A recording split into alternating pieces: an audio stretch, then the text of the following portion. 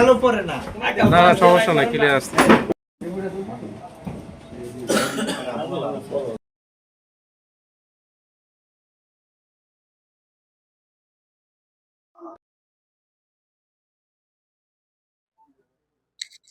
BMP করে দেখা তারে যেভাবে আঘাতটি করছে, মারা অনেক মাসে 20-25 জন মিল্লা।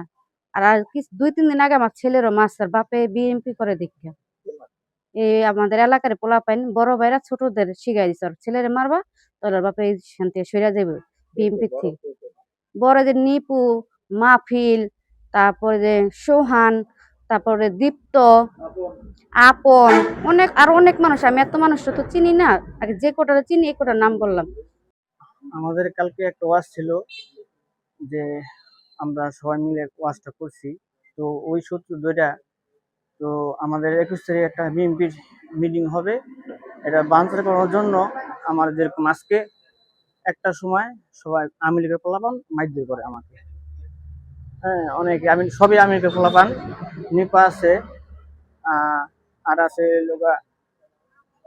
কালকে গতকাল এটা ওয়াজের মাহফিলে একটু সমস্যা হয়েছিল, এবং আমরা এর পরের দিন যেই বিএনপির যে মিটিং ছিল ওটার জন্য আমরা এলাকায় দাওয়াতের জন্য যাই, এবং কিছু সংঘবদ্ধ কিছু দল এবং এলাকার কিছু মানে ইয়াং জেনারেশনের ছেলে পেলে আমাদের উপরে জড়াও হয়, এবং ওই আমাদের এক ভাইকে আর কি আহত করে, এই পিটাইয়া মাইর করে।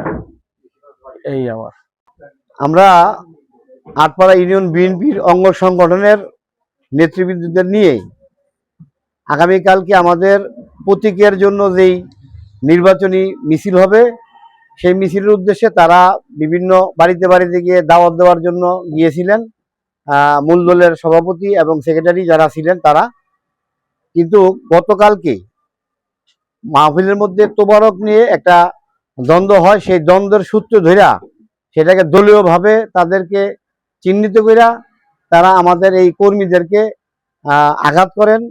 আমি আমার থানার সভাপতির সাথে যোগাযোগ করলে উনি আমাকে বলছিলেন যে কোনো থানা পুলিশের প্রয়োজন নাই, তোমরা যার যার জায়গায় অবস্থান করো, আমি আইসাই সমাধান করুম। কিন্তু তার কথা উপেক্ষা করেই তাদেরকে বলার পরেও তারা সংঘবদ্ধভাবে আমাদের দুর্দিনের কান্ডারি আলী আহমদ ছিল, তারপরে মাসুদ ছিল, বাবুল ছিল, এরা 3-4 জন লোক ছিল। তারা আওয়ামী লীগের কিছু লোক বিছন মানে আওয়ামী লীগের পূর্বের কিছু মানে শিকড়, তারা ওই সমাজে সংগঠিতভাবে একটা সংগঠন তৈরি করেন, এবং ওই সংগঠনের নেতৃত্ব দেন হচ্ছে আমাদের ওই আওয়ামী লীগের সাবেক ওয়ার্ড সভাপতি বা সেক্রেটারি যারা আছেন, তারা কিছু ছেলেপেলে আছে, তারা আমাদের এই বিএনপির নাম শুনলে তারা খুব মানে উস্কানিমূলক কথাবার্তা বলে। যেহেতু আমাদের মুন্সিগঞ্জে 1 আসনে একজন স্বতন্ত্র প্রার্থী আছে, আমি জানি না কার ইন্ধনে তারা এগুলি করতেছেন। আমার মনে হয় তারা একটা সংগঠিত সংঘবদ্ধ চক্র আমাদের বিরুদ্ধে নির্বাচনও করব, এবং আমাদের প্রার্থীর বিরুদ্ধে বিভিন্ন সময় বিভিন্ন অ্যাঙ্গেলে নানা বাজে মন্তব্য করেন।